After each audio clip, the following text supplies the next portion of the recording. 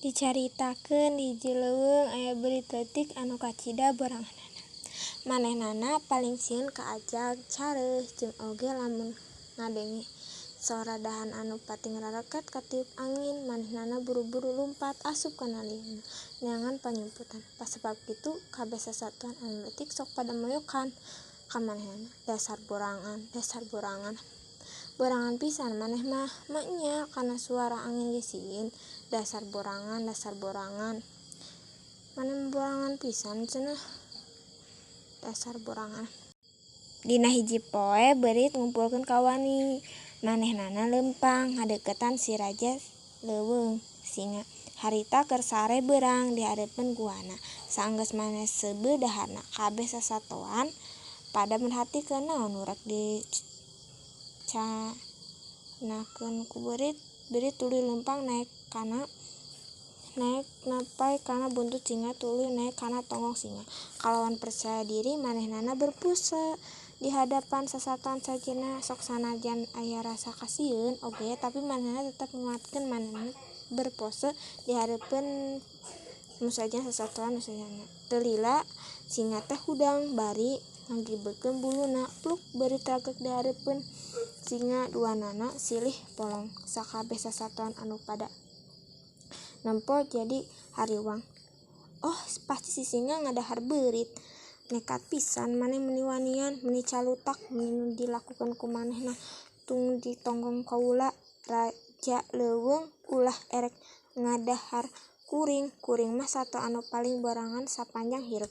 Kuring mah sato anu paling borangan sanajan aya daun ragrag di tangkal. Kuring mah meuni sieun. Geus capek terus-terusan kieu kuring mah hayang ngaleungitkeun raga sieun ieu. Anjeun teh raja leuweung, sakali anjeun ngagaur sakabeh sasatoan pada sieun ka anjeun. Tiasa henteu anjeun latawitan anjeun ka kuring. Ngadenge kitu singa cicing teu ngomong. Beurit penasaran naon jawaban. Hahaha, kunaon kaula nulungan maneh?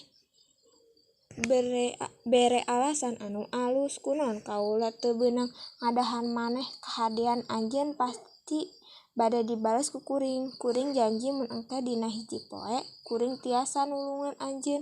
Ngadenge pamentaan ti beurit singa langsung ngagaung. Kumaha paharna mih sato leutik bisa nulungan kaula? Nepo beurit anu deg-degah singa teu jadi ngadahar eta beurit. Untung kuring geus seubeuh indit ka ditu. Beurit buru-buru lumpat sasatoan anu tadi merhatikeun kacida leuweusna. Kacaritakeun dina hiji poe singa ngarasa lapar. Manehna leumpang sanajan tapi teu maretekeun anu dipasang ku pemburu. Manehnana katangkap we ku eta jaring ngagantung dina jero-jero. Jari manehnana nu satepolang ngabebaskeun diri tina eta jaring tapi teu aya manehna teh. Raja leuweung anu ngagorowok minta tulung manehna pasti diera-era ku sasatoan hafalang. Ngadenge terus buru-buru nangkap. Manehna singa cicing bari nungguan sakabeh sasatoan merhatikeun ke singa ti sajieu tapi teu aya anu wani ngadeuketan. Waktu beurit ngaliat kadinya manehnana nempo singa nu ngagantung dina eta jaring. Ceuk dina jero hatena kuring rek nulungan ka singa. Manehna turu loncat kana buntutna singa nalekal atawa singa beurit tuluy ngeukeulkeun kana etana. Terus bari pok guat beurit tulungan bisi pemburuna rek datang. Ngadenge omongan kelinci sasatoan anu sarenya lumpat ngajauhan bari pok erek datang tina eta tempat tapi beurit terus ngalaan eta jaring anu akhirna eta jaring teh pegat pas jeung jaringna ragrag ka jaringna geuna luncat kana tonggong. Kaula tulung singa cepet ninggal kana eta tempat bari haheho singa nepi ka eta gua. Waktu maneh nyarita bisa nulungan ka kaula nganggap remeh ka maneh. Hieun teu biasa nulungan maneh teh kur ukur beurit leutik nu teu aya gunana. Tapi maneh geus nyalametkeun nyawa kaula. Hatur nuhun pisan beurit.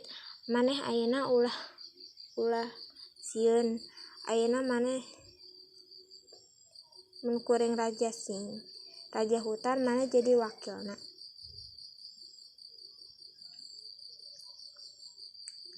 Akhirna singa jeung beurit teh babaturan.